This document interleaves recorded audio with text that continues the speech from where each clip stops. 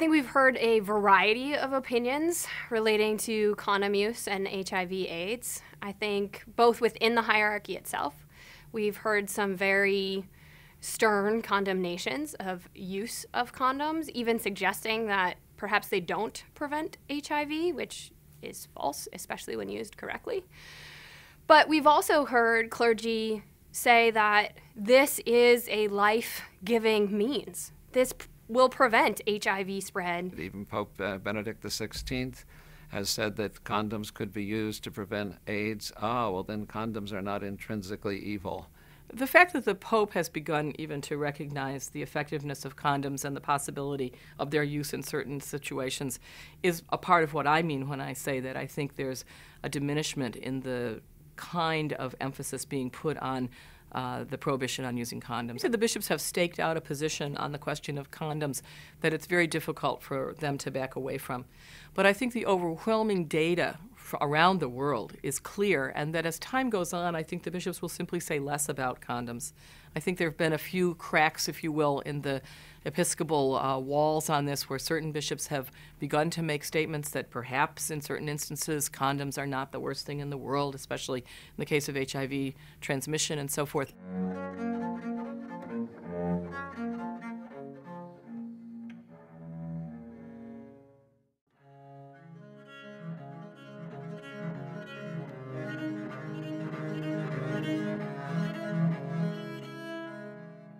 The Catholic Bishop of Mozambique, when he first took over down in Mozambique, so a few years ago, he went out to visit his parishes, and the people asked him in the parish, and this is an area where there's 50% HIV infection, and they said, but we're not allowed to use condoms. Is that the teaching of the church? And he said, I'll give you the teaching of the church. And he used the ABC rule. How do you avoid getting HIV? Abstinence is A. And he said, abstinence, most of you are not going to be abstinent. The second is to be faithful. The B is be faithful. Have one spouse, and if the two of you don't go outside that circle and neither of you is infected, you will not get HIV. The third is condoms. And actually, for most of you, condoms are essential. In fact, I invite you next week before Mass to bring your condoms to church, and we will have a blessing of the condoms.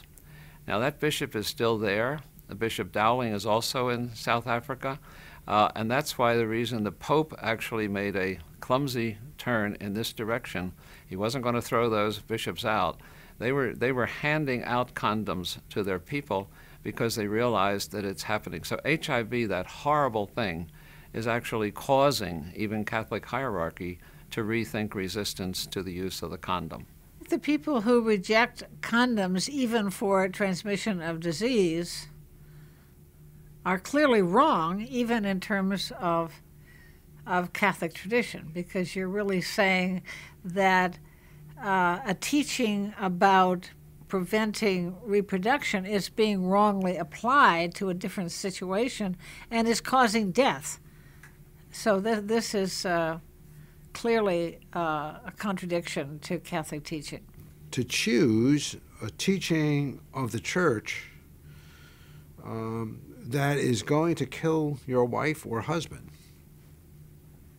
it seems to me, is to distort the entire gospel message and to turn it inside out. Why would you inflict harm when you could stop that harm? I personally don't understand the teaching. I don't understand the reasoning.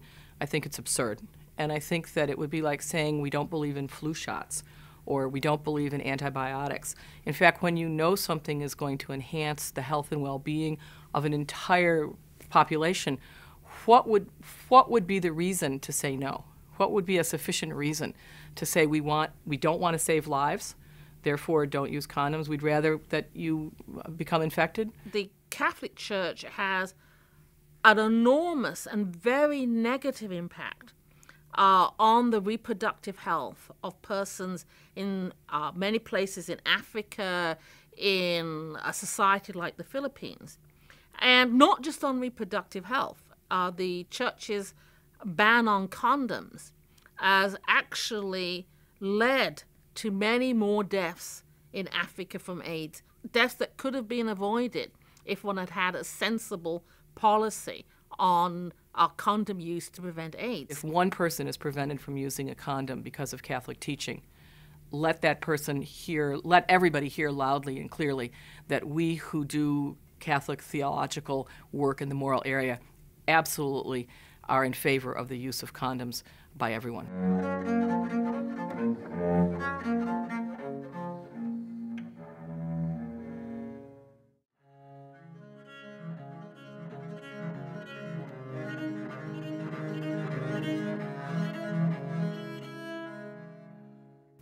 When we talk about the church's role in public policy, often when you criticize what the church does, one is accused of saying the church should have no public voice. I'm not arguing against the church having a public voice, even the church hierarchy, as it is presently constituted, having a public voice. One of the things about a democratic society is that individuals, but also groups, have a right to say, to express themselves, to express their opinions. Leaders of Catholicism have a right to speak up about political matters if they wish to do so. I think problems arise when church leaders speak in public about political matters that do not represent the way most Catholics think. That's one problem. A second problem, as I see it, arises when church leaders try to have their particular beliefs about sexual ethics and abortion trump the legitimate interests of others in a pluralistic democracy. So it's one thing to engage in free exercise of religious belief, which I think is fine. I think it's another thing to engage in power politics and try to coerce politicians, if they can, to have conservative Catholic beliefs about sexual ethics. This is a really illegitimate crossing of the line between church and state. Politicians, by their very nature as the expression of the government, need to decide what's best for the whole society. And if Catholic bishops are not teaching what they think is the best for society, then they should not, in fact, agree with them. They're welcome as neighbors, as friends, as colleagues to suggest what they think ought to be a position. They certainly have no right, and they have no responsibility, furthermore, to suggest to a person, whether Catholic or not, how they should vote, other than as a citizen or as a lobbyist. Catholic legislator in a democratic society's first responsibility is to the people who elected them.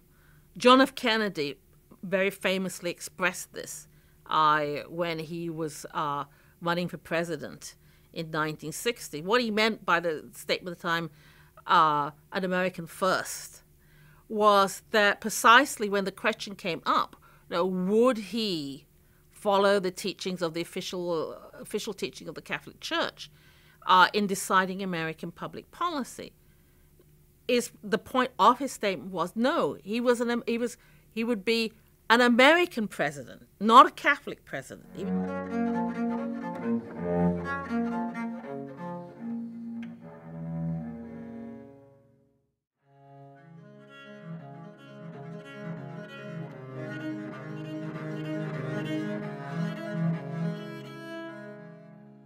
There is no requirement for Catholic legislators to act on the official teachings of the Church. I do not believe it's an appropriate role for the bishops to try to give political guidance to candidates.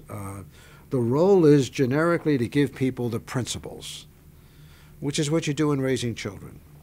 And then people will make the decisions that they think are proper. I think the general Catholic principles can be stated, and then we trust Catholic politicians to find their own way to whatever conclusion it is. When church leaders threaten Catholic politicians, say by refusing them communion or threatening them with excommunication, or implicitly threatening people in the pews to vote in certain ways, or else, penalties will occur, or that people should feel guilty if they don't vote the way that the church leaders want them to vote. These sorts of practices strike me as a sort of small-mindedness, that what you would want from church leaders is sort of a grand size, in that the Catholic intellectual tradition enables you to talk about the really big questions in life, and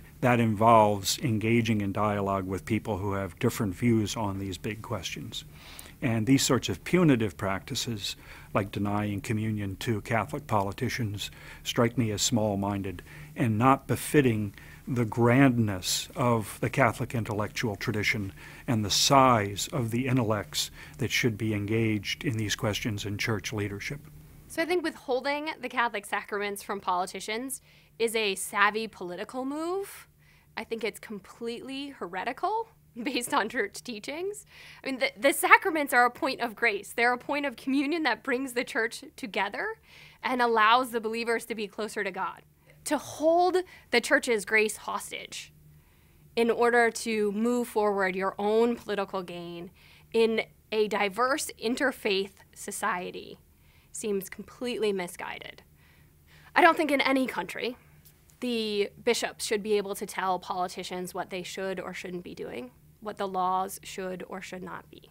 The problem with the Catholic Church's goals in public policy is not that it seeks to defend the rights of conscience of conservative Catholics, of which there are some, but not as many as the Catholic Church wishes, but that it wants to impose its positions not only on all Catholics, most who reject the Church's teachings, but on everybody else in the society. Jews, Buddhists, atheists, United Methodists, everybody. Now that is problematic.